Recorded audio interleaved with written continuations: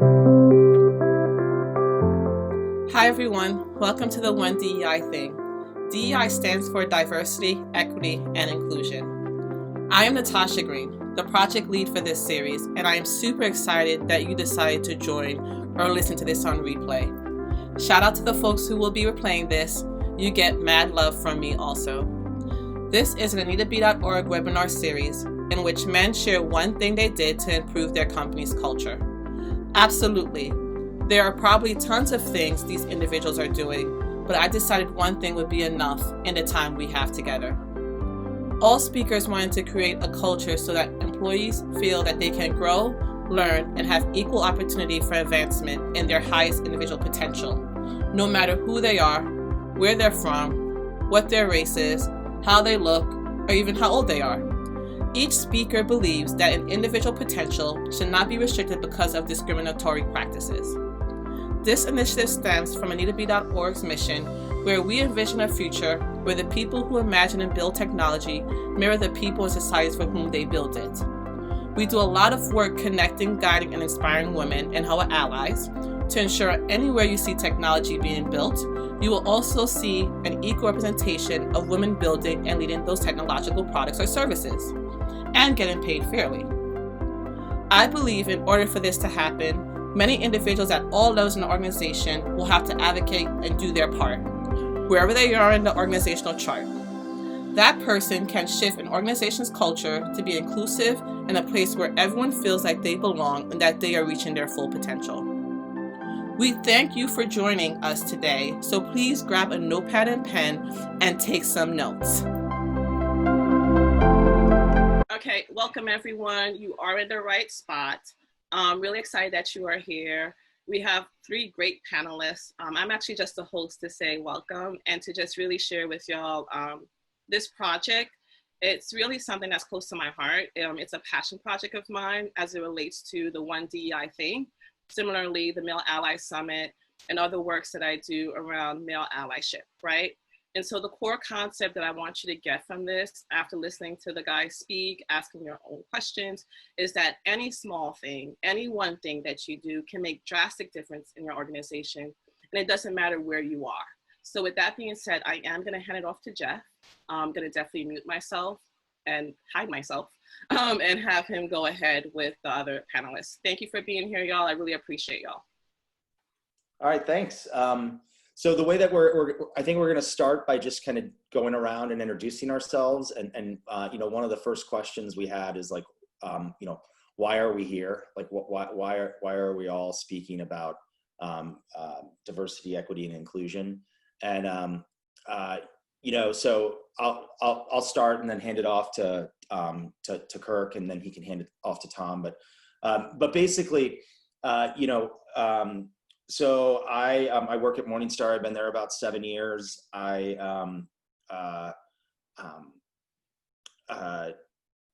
to that, worked at the Chicago Mercantile Exchange, Bank of America, Merrill Lynch, and a company called BEA Systems.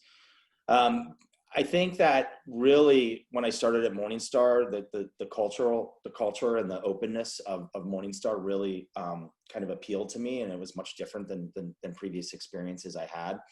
And at the time, my wife worked there, and so I actually saw kind of some disparity on the gender disparity around like compensation. Like I could see it actually with my wife as it related to kind of how I was moving forward in my career, and so that was one of the things that really resonated with me. And I had a daughter as well. A few years ago, 5 years ago, and that just it really kind of so the female gender kind of aspect of it and the inequality there is what brought me to work with a couple of other folks at Morningstar and stand up kind of our Men as Allies group. That was the genesis of it for me, and that was kind of why it was important to me, because I wanted my daughter to grow up in an environment where she would, you know, get equal opportunity and equal pay, you know, and change kind of what I felt I had seen with my wife. So that's what started it. Certainly for me, when the allyship stuff I always knew that it was bigger than just kind of gender inequality, and the what's happened with George Floyd and that situation has really triggered a lot of other stuff, and we'll get into that a little bit, but it started with kind of the gender equality stuff, and it's evolved since then. So with that said, I'll pass it on to Kirk, and maybe he can introduce himself and provide some background. Awesome, thanks Jeff. My name's Kirk Mitchell. As you can hear from my accent, which I'll try to talk a little bit slowly, I'm an Australian.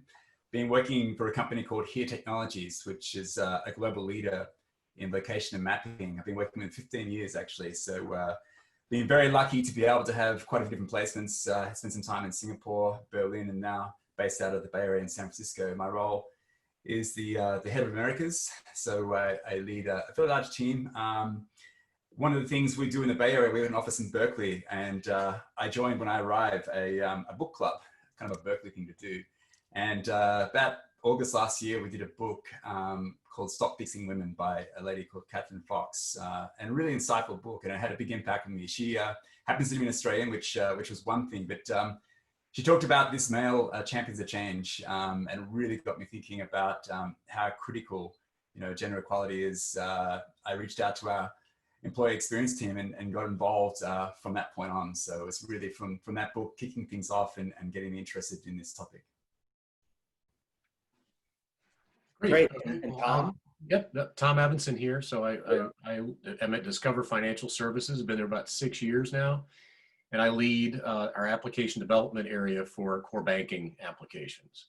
Been in technology for over 30 years. And, much like Jeff was saying a few minutes ago, I have been an ally for quite a number of years. I was educated early on. I grew up down south, so I grew up in the middle of Georgia. And when I went to high school, it was in a military town. And only when I went to high school did I really start to get any kind of exposure to any kind of diversity. And I quickly learned that, all these kids from around the world actually helped kind of deepen my understanding of the world. And since then, have been seeking out diversity anywhere I go. And my first job out of college, I was actually attracted to the company, and this was long before Discover, but attracted to the company because of their focus on diversity. My management chain was incredibly diverse. My coaches were diverse, and it really helped me develop. And I heard there's a quote that I heard at some point ago that really stuck with me, that a well-stocked, diverse toolbox is much better than a carton of the best hammers you've ever seen. And so I think that's really true the way teams are made up. And much like Jeff, and my wife's in technology, and now my daughter is in school for computer science. And just hearing some of the things that my wife has dealt with over the years, and as a woman in technology, and watching my daughter get into computer science only to find that she's one of 2 females in a 50-person class, and being constantly told that from her peers in the class that girls can't be in technology, it really spurred me on to do more than just support and try to get more vocal in this. So thanks to Kim Holmes for offering me the opportunity to be speaking here today. Awesome. And, I maybe I can just kind of jump into, what our definition of allyship is, I think probably level setting that and what we're trying to do as allies is a good, next topic to kind of talk on. So maybe I'll bring it back to you, Tom, and maybe you can talk about, what you think the definition is and where you think the strong points are of how you kind of play that role. So I'm lucky enough to have a pretty good coach in my wife at home that helps me think about things that I can do as an ally. So for me, what I try to do is the smaller things. When you talk about just the one thing, one of the bigger things for me in my role in leading the organization is I can set the tone for demanding that when we go do recruiting, whether it's for engineers all the way up to our VP level and our executives, that we bring in a diverse set of recruits. candidates, and that's working with our talent acquisition folks. It's going to different conferences to try to attract the diverse set of candidates into the pool. The other thing is to make sure we encourage the women and diverse candidates, within our organization when they're there, to actually extend themselves and apply for that role. That's maybe a little bit of a stretch for them, but they, if they got 10 qualifications, maybe 10 qualifications needed for the role, they've got 7. Give it a shot. Extend yourself. Don't be held back, and try to encourage them to have confidence and apply themselves to those positions. It's also, helping model the behavior for the leaders within my organization. Don't allow the, behaviors that are clearly, like you mentioned, pay disparity. There's also role disparity that I've seen crop up. We always kind of push certain, female candidates into certain roles, and that can't stand. So we have to make sure we model that behavior and bring forward kind of what we want to see happen and show it to the team. Great. Kirk, anything to add there? Yeah, I suppose, one of the things I think about allyship is kind of thinking about the privilege, I have as a white male, and then the platform I have as a leader. So, really trying to combine the two, the privilege and the platform as a leader to pick up on a lot of the points that Tom said, whether it's really ensuring awareness to really, stop this ignorance and making people aware of unconscious bias, what happens particularly around recruiting. So that's definitely, this kind of education thing, really trying to take the position of ensuring that people are understanding of minority groups and the challenges they have and what you can do, and be in a privileged situation of being the majority to really drive the change through that. And I think the why is really, really important too. In tech these days, we all need to have diversity to drive innovation. That's one of the key things. And I love a stat that, I constantly bring up. 70% you're 70% more likely to be able to innovate and enter new markets in particular if you have a diverse team. And that's from, I think, the Center of Talent and Innovation quoted that. And it's something which I think really, really important. It resonates well. And so I tend to also, amplify this position as an ally through numbers as much as possible. And one of the things we do is just really, try to ensure that the gender mix is known, and we try to strive to ensure more balance around that as well. So, but really allyship is really about that, taking the privileged position we're in, making sure we promote it and amplify that throughout.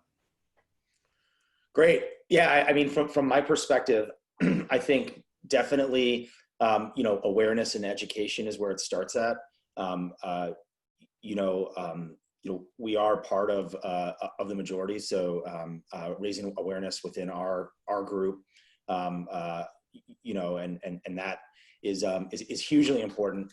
And so even I think awareness, education, book clubs. We've had an implicit bias panelist discussion where we kind of raised the topic of implicit bias, because I really feel like providing more of, like, you use the word amplifying, and I love it because it's like it's amplifying the voice of the underrepresented. You're speaking on their behalf because of the effort involved with the underrepresented having to speak on their behalf all the time. And so, you can think of it as, implicit bias, like a panelist discussion is a perfect example, because you're raising that awareness to the larger kind of population that's watching that. And even, I want to move into kind of the incidents of George Floyd and how that's kind of impacted allyship. So I'll start that. But, even with the underrepresented, you see, and I go back, I'll take a step back, my play into men as allies was on the gender side of things. That's how I kind of naturally, just organically became part of this movement. But certainly always in the back of my mind, it's about all minorities and groups and different races and different belief systems and stuff. So it's always been that, you know, and the George Floyd has really, like, we're starting to rebrand ourselves from men as allies to just allies, because we don't want to restrict kind of the anyone who wants to participate in that. But you know, I mean, I think one of the things that has really resonated with the protests that have been happening around the world right now is it's not just happening from an African American community; it's happening with allies as well. And there are, I think I saw some of the stats. There are more allies that are joining in the protests now than in other times in history, and that's a big difference. And I read it somewhere where you need kind of that allyship to be successful, because they are the majority and they're the ones that can help penetrate kind of that majority, that groupthink to a certain extent. So that's kind of my, you know, my thoughts on that. But, like, you know, going back to Kurt and Tom, whichever one wants to start, like, how have things evolved from your perspective, you know, with George Floyd and kind of, you know, the racial tensions that have sprung up? Yeah, I can start, Tom, if you like. I think, you know, one of the things that the last 3 or 4 weeks in the social unrest, it's really proven that, and it's to your point, Jeff, it's really about education, but it's more than that. It's a conversation. It's really allowing people to have, feel comfortable that they can have a conversation about that. And it tends to happen in small teams. So what we've been doing very much is ensuring that we have an environment, you know, in our organization that allows that to happen. And I think that's been really well received. It's interesting too, we're a very large multinational company as well. We've got 9,000 people globally across 56 countries. And I've been really finding it interesting, both, you know, the awareness that happens within, you know, the country at this point in time versus what the global view of that is as well. And I think, you know, making sure that we have this ability for people to have a conversation has been really, really key and helpful around that. But as the first step, you know, towards some kind of understanding around, and there's been incredible sharing too, that vulnerability and trust that's happened through that, and allowing that to happen has been really key. Yeah, I'll add to that. I over the past few weeks, you know, it sparked a number of conversations, including some in my own house here, that you know, we're unable to go participate in the marches. We had to find, due to some situations here with being a little bit more at risk of the virus. But you know, my daughter spent a ton of time building care packages to send with friends down to people that could be in the marches, trying to find ways to participate and communicate with others and kind of share our thoughts around it. At work, at Discover, I think it's really prompted some change within the organization that, you know, starting with a very emotional, large gathering in which, you know, people shared their experiences, and there are a number of folks who didn't realize, you know, some of the depth of trouble that our own colleagues were having, you know, out in just daily life. And that's now prompted a lot of smaller and facilitated conversations across the organization. And I believe it's going to be leading to more than just conversations and more than just slogans changing. It's changing how we're actually going to work and how we're actually going to think about the development of staff within our organization. I will say, for me personally, I missed a really big opportunity. And did let some of my colleagues down as an ally, because I didn't reach out to them quickly enough and more thoroughly enough personally, one-on-one. I reached out to my friends outside of work, but for some reason I had this veil up to say, well, work is work, and that's, you know, I'll deal with them about work. And only became aware, you know, it really did make a difference when I, you know, talked to some of my colleagues there about, you know, my feelings and helping them understand that I was an overt ally to them. And you know, you can't assume that people understand that. You really have to be very overt about it, much more so than I have been used to being. So that was, you know, my own growth for this. Yeah, and I think there's just such a it can be a difficult conversation, right? Like it's because it's the first. it feels like one of those times where the light is being shined on it, and you don't want to say the wrong thing. You want to be politically correct. You want to be as supportive as you possibly can be. And so it's almost like, how do you even begin the engagement? And it's one of the things that I felt has been refreshing is I think people just appreciate the genuine desire to try and help, and will look past maybe the foot and mouth type things, or the lack of understanding, the ignorance around it. So yeah, I mean, it really has definitely shed a light on things that, as Kareem Abdul-Jabbar had an editorial shortly after it happened, and he said that racism is like dust in the air, and it's everywhere, and it's all around us, and you don't see it until the light shines on it in a certain way, and then you see just how bad it is. That was really telling, and to get some personal stories from people was really telling.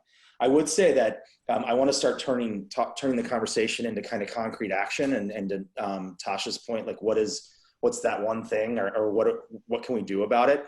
Because I really think that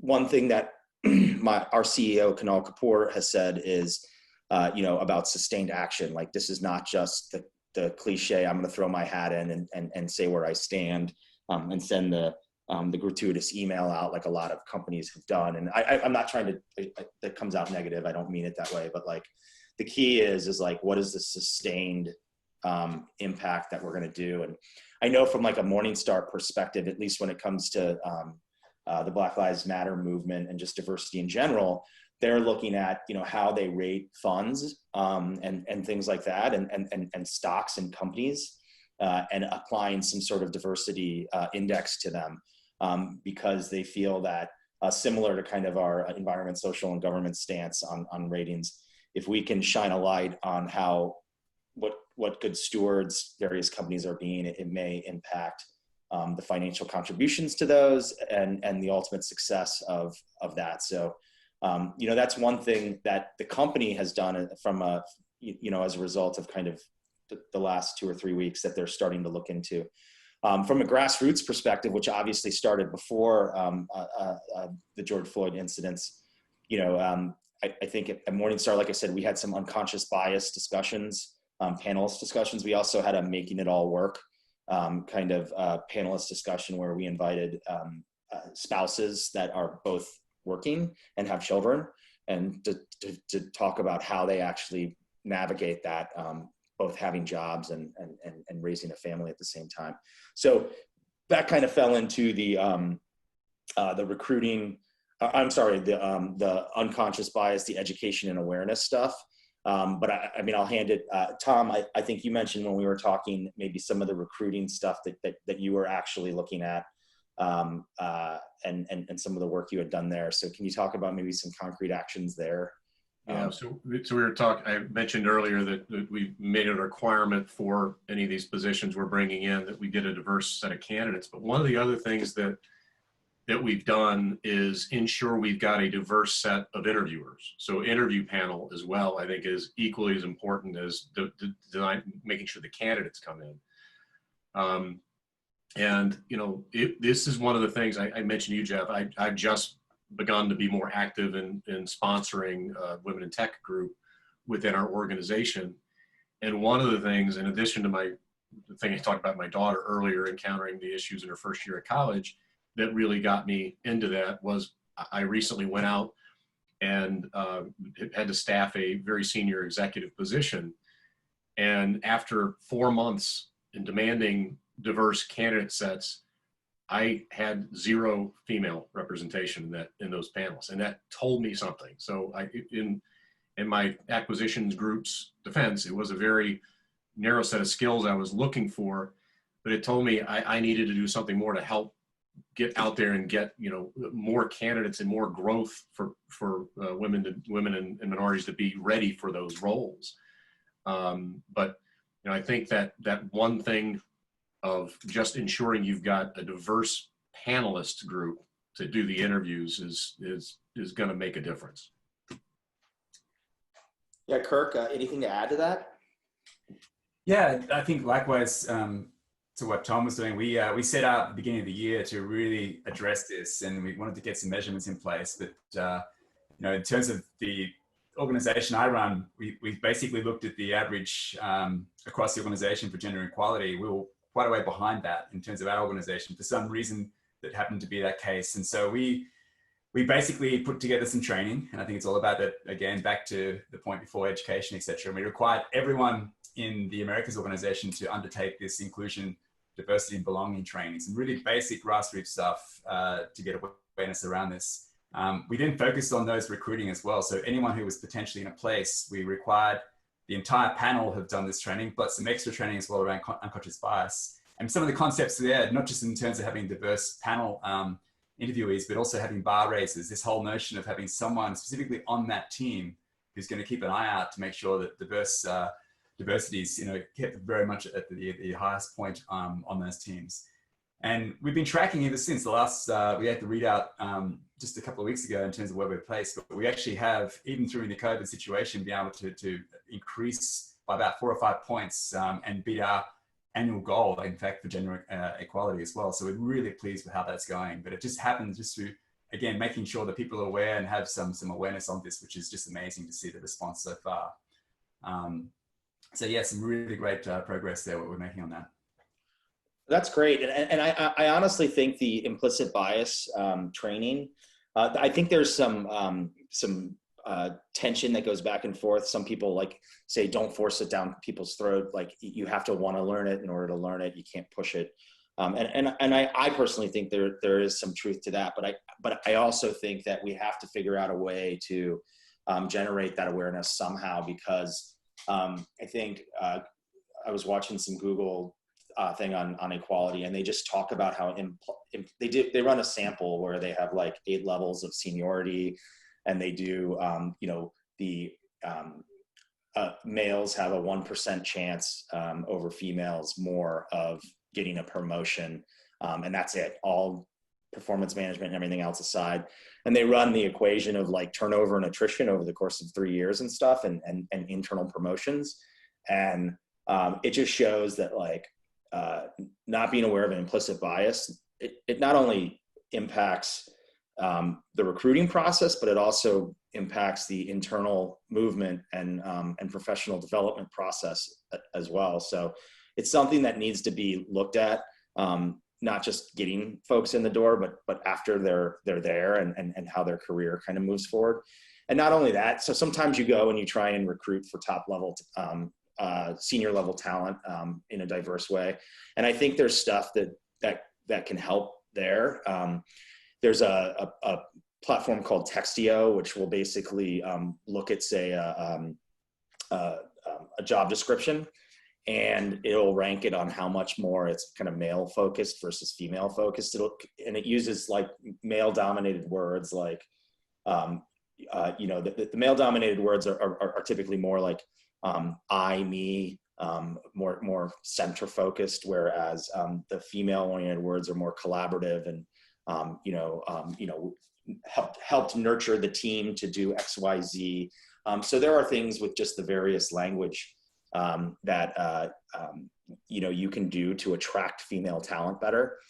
So if folks aren't aware of that, those are definitely some concrete things that can be done.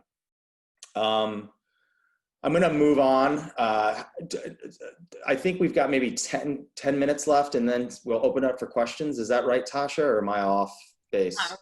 Yep, you're absolutely right. And just like I put in chat, you could DM me specifically when you're ready to have me ask the question, or you want to ask the question yourselves. And that goes for the people in the chat. Okay, great. Well, I'm going to move on to a question around the struggles. Any struggles that maybe we've seen on trying to kind of get this rolled out, and I'll take a start on it from one perspective, and then hand it off to Tom and Kirk to expand on. But one of the things that we've been frustrated with, and I see it changing. I see a spike after the incidents of George Floyd, and we'll see if that spike is sustained or not. But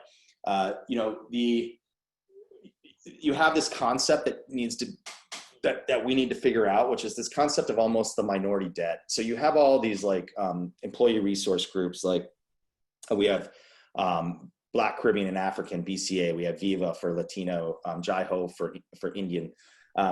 But they all, like the people in those groups, they're already, each group is already a minority within the organization. And then you have a small set of people, and they're trying to push, advocate for their, uniqueness and diversity. And it essentially creates like what we call a minority tax, because they're already trying to excel at their job. And they're competing against other people that are trying to excel at their job. But now they're spending this additional time trying to push and advocate for their group and their diversity, whereas the other people are not. And so they're almost like, from a performance perspective, a step behind other people because they have more on their plate already. And so I think that is a struggle. And so figuring out how, I think that's part of the ally, what it means to be an ally, is to figure out how to minimize that debt and be that support network for these other employee resource groups to help and help drive whatever their roadmaps are and whatever their desires are forward. So that's one struggle that I can point out. I can think of another one, but I'll pass it on to Kirk or Tom if you guys have experienced. Yeah, I'll start with one, and again, this goes back to something I realized fairly recently. I think that one of the struggles we've got is to get people like me, and I'll use myself as an example, who for years have thought that my work as an ally was in doing things in my leadership team and my demands of talent acquisition, and thinking that's enough. And I think there's one of me, there's probably hundreds of me within or more across our organization that feel like they're doing the things and they feel like they're being the ally, but they're missing the opportunity to be more vocal about it and to be more present and to be more overt, and especially in positions of leadership, to more greatly illustrate for the organization that this is what we expect, not just the actions. You can't have the words and not the actions, but I've become now a believer that you can't have just the actions and not the visible words and the visible leadership. And I think the struggle is getting more people to realize that, coming from someone who just recently realized that. So that's mine. Awesome. Yeah, I think, COVID at the moment presents some unique situations as well. Like obviously a lot of people hurting out there at the moment. And I think, unfortunately back to gender again, it's going to be potentially women who come off, in terms of even just, looking to either find a new job or under pressure at the moment. So it seems in some of the studies I'm seeing that unfortunately, minority groups, in particular women, are going to come off this COVID thing pretty hard.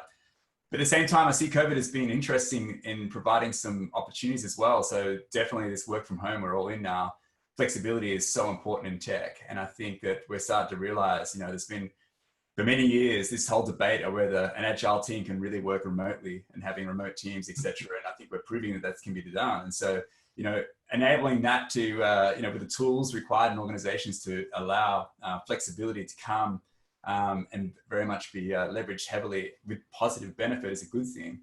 The other thing about COVID too, and I was thinking about the George Floyd, this whole, we used to have this situation where work and your work-life balance was very much separate. You basically have your hours of work and you come home and you have a different self as well. And I think what COVID's doing with us all now encroaching on people's living rooms and getting to know the backstory behind someone as well is actually helping with a lot of the inclusion we're having too, because it's really allowing, people to be their natural self, their own self. I think there's been a lot of acceptance to have the kids run around and actually know the kids a bit more. And this whole paranoia of actually trying to separate that is bringing, I think, a bit more awareness of people's diversity, purely because you have an insight now that you never had before of the real person. And I think that could be a positive as well. But, back to your point though, with challenges, one of the things we're standing up as well, the next second half of the year, we're going to start focusing on this unconscious bias again. But you mentioned before, Jeff, in terms of the job description, we're actually going to run some campaigns because it comes down to behavior as well. And one of the things, of course, is this classic situation where if a male is assertive and is strong and they're deemed to be passionate, you know what I mean? Whereas if a female is to have those qualities, sometimes it's being, thought to be, dominant, etc. So really trying to challenge that unconscious with some of the behaviors that happen in the workplace as well, and ensure that people are aware when they come to doing performance rating. Performance, it comes out a lot, that if sometimes a female is acting in a very, very harsh or brash way, they're seen to be that way before a male is actually going to be seen to be passionate. So that's some of the things we're trying to challenge as well, and see if we can actually change some of that unconscious labeling that happens unfairly.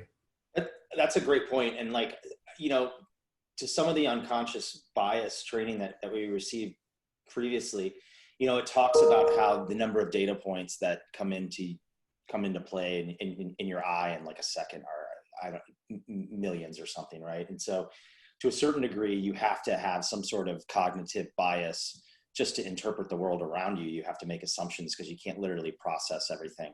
And they talk about kind of, flight versus fight instinct and things like that, kind of from an evolution perspective. But one of the things that they talk about, so they basically make the case that everybody has implicit bias. Like whether you think you do or don't, there's science that says everyone has implicit bias. And the best way to combat that is to be deliberate about a certain situation, as opposed to, because when you're moving fast, your biases kick in. The faster you move, you're relying on assumptions and you're moving forward. So things like the recruiting process or promotion process, in order to remove implicit bias, I mean, some of the best feedback that I've got is you have to make the process as objective as possible. Have a deliberate process with various steps in that process, gates and checks and things like that. And what that does is it helps kind of equalize the playing field, as opposed to someone just making an assumption and jumping to the next step of a thing. So I did want to bring that up because it kind of felt on your point. The other thing that I just wanted to, I guess, mention from a struggle and what I've seen, particularly with the George Floyd stuff, as we've started to try and get educated about systemic racism in America and things like that. We're a global company, and we have folks in the UK and Mumbai and Shenzhen. And what we realized was, we all have these systemic issues are global in nature, but the background to each one has its own its own identity. Racism in America is not the same as racism or ethnic prejudice in Mumbai, right? So the thing that we've been trying to figure out is, how do we think globally? So from our perspective, it's like, let's get educated on racism, systemic racism, but then act locally. So in that regards, it's like, okay, we're gonna do a book club, but the book that we're picking is tailored to historical racism and systemic racism in America, whereas the folks in UK may be choosing a different book that is more applicable to their their situation. So I would say that is a struggle that kind of needs to be overcome if you are dealing with a global company. That global ideas are good, but the actual implementation of those, I don't think there's a rubber stamp, like one size fits all necessarily. You have to go down to kind of your local offices to figure that out. So anyway, so we're at 12:40 right now. Maybe now's a good time to ask if anyone's got any specific questions, and we can answer those, or we can continue to kind of talk through some other stuff I've got queued up. Absolutely. So there is one question that came through in the chat, and it relates to this idea of if this then that. So if you support Black Lives Matter, does that now take away from women in tech, right? Like, how does this ideology work? And do you hear that from other people? Like, oh, we can't do all of that work. We got to pick one group. So what do y'all think about that concept? Well, I could start with what we're doing immediately, and then hand it over to Kirk and Tom. I mean, one of the things that we've done is, like I said, I actually didn't talk about it in that much detail, but Men as Allies at Morningstar was an offshoot from us participating in Women in Technology as an ERG. And frankly, someone saying, you know, there's this concept of allyship, there's this he4she.org, you should really look into this. You guys should start an ally group. And so it started with the Women and Allies. And so we were partnering with them. And like I said, we knew that it would be bigger, but from a scope perspective and what's that one first project we wanted to kick off, we decided to just fix kind of scope and have limited effect, so we can get spun up. With the George Floyd stuff, like, it's been extremely eye-opening. And so one of the tasks that we've done is we've said, you know what, and frankly, we should have done this a long time ago, but this helped trigger that. We said, everyone that's in Men as Allies, we need to have one primary and one secondary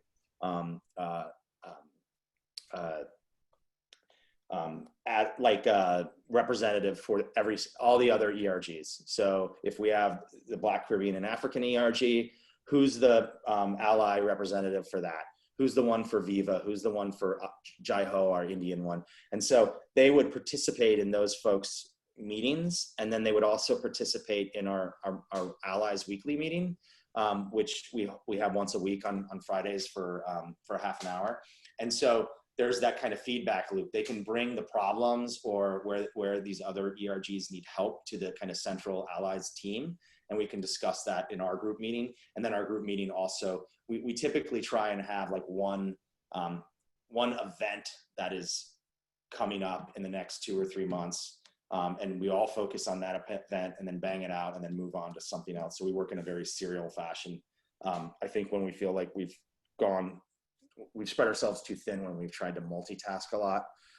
So that's kind of that there. But I think that that having that representative, and like we have it in a spreadsheet, we're reaching out to we're going to reach out to the ERGs. We already let them know that we're doing this, but introduce ourselves, why we wanted to join that group and that kind of thing. So Kirk, Tom, anything that you add to that?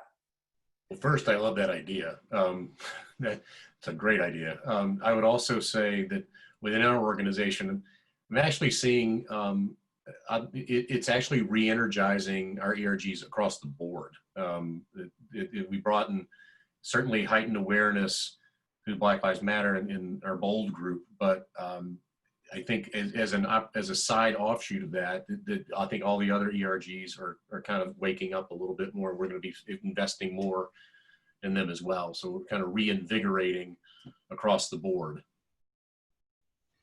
Yeah, I definitely, with the same as well, the organization is certainly, particularly in Pride Month as well now, there seems to be definitely a lot of ERGs gaining numbers, etc. And I think one of the things to address the question though that we as an organization have is to have an umbrella, an overarching I belong at here, ERG, or it's not an ERG, it's just basically a forum, which is, I think, coming across and dealing with themes across them. But I was also thinking through this as well, there's a difficult situation with an organization as well, how much for this to happen organically within the ERGs, etc., versus how much should come from the employee experience team, etc. And this whole interesting dynamic that happens there as well. And I think one of the things that I'm really happy with our team is that they let a lot of the these ideas come from within, so there's ownership from the ERG of that. This is very much coming from there as opposed to being top down, so to speak. So that's another dynamic I think which is a challenge as well in the organizations, is really how much do you actually try to specify or to help versus organically happening from within. Yeah, that's great. I mean, we've definitely felt that that difference. I mean, a lot of the ERGs at Morningstar were ground up, grassroots, and the culture encouraged that. And we have a very progressive culture, so it's not like the top level organization wasn't thinking about diversity, equity, and inclusion. They certainly were, but I do feel like there's a renewed desire to invest in it from a top-down perspective that didn't exist before. So So there's a unique opportunity now for the ERGs to actually take advantage of that, right? Like I know for a fact our funding was increased for every ERG as one of the outputs of some of these recent events, not just BCA, everyone. Everyone got additional funding. So let's use that and not just sit on that and waste it, right? Like take advantage of the situation and whatnot. So. Yep, absolutely. So I am giving people, so like this, these calls are about folks asking authentic questions. So anyone would like to actually verbalize a question, or I could make Jeff continue on his questioning path with the group. Well, I see this question from Lindsay. We kind of half answered it, so maybe I'll fully answer it. But it said, do you find it more impactful to have a separate allies group rather than allies being folded into ERGs? Can you talk about how these groups work together and what ally-specific programs exist?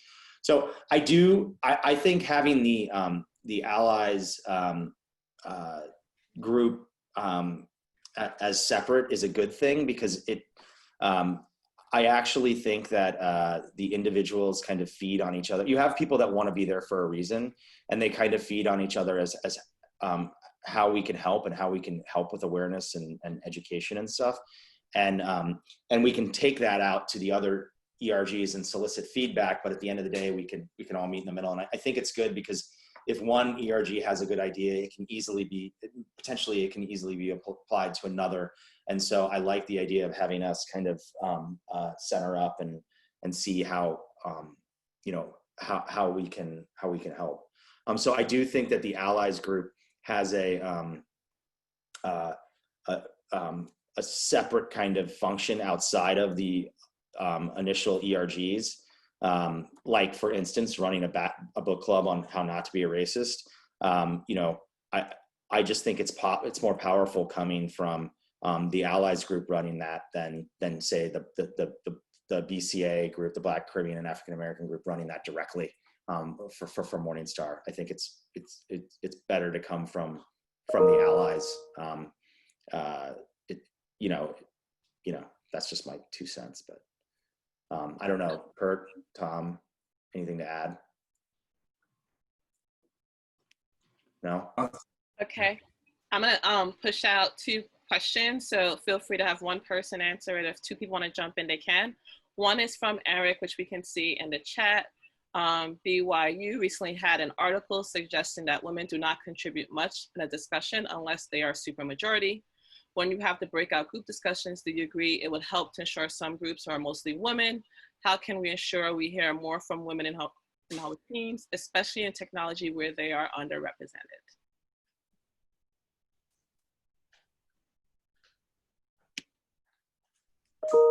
So I can maybe start with some of the stuff that we've done. I definitely think trying to get equal participation in the room, get the diversity in the meetings is a good goal, but it's just not at this point, unfortunately, realistic.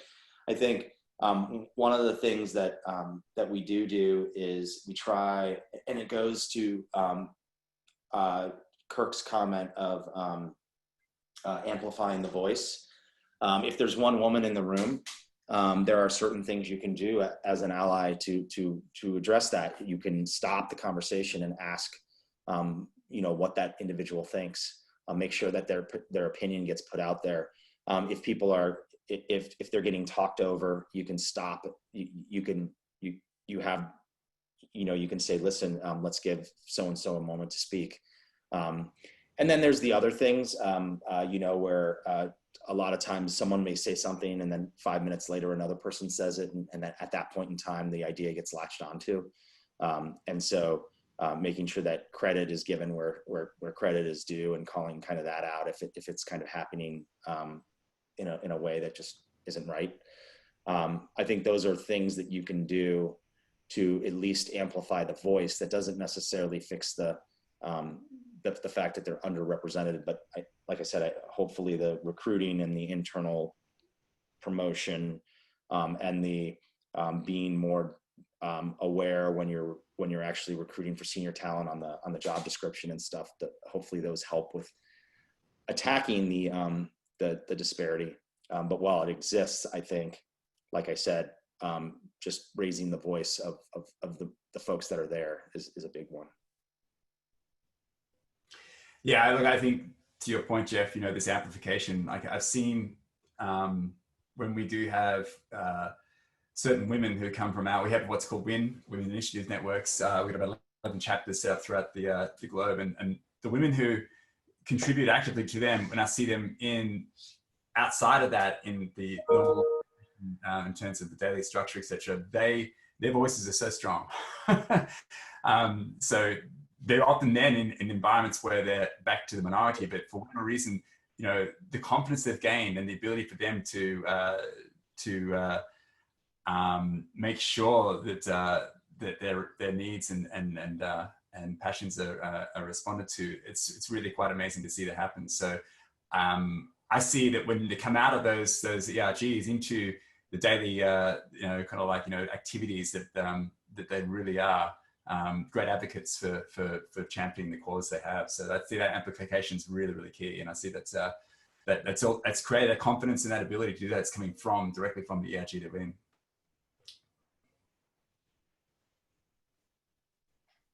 Cool. You had a couple other questions here, Natasha, or Tasha, that I'll just rattle out. Are there any ground rules? Oh, so I guess this is a question for us engaging the other ERGs with allies when they engage with integrate with the other ERGs so that the groups feel safe to speak their minds. I mean, one of the things we did was we basically said, hey, we'd like to do this. We're going to put a representative, but we don't want to force right? We're not trying to force ourselves on anything. So if there is a given ERG that isn't comfortable with it, you know, just tell us and we'll back off. But I think that was, we basically put the announcement out at the cross ERG group meeting. Hey, we're going to start engaging with folks. And we mentioned, you know, why for each person that's going to engage the ERG, we want them to write up why am I getting engaged? Why do I care? What is my purpose there, right?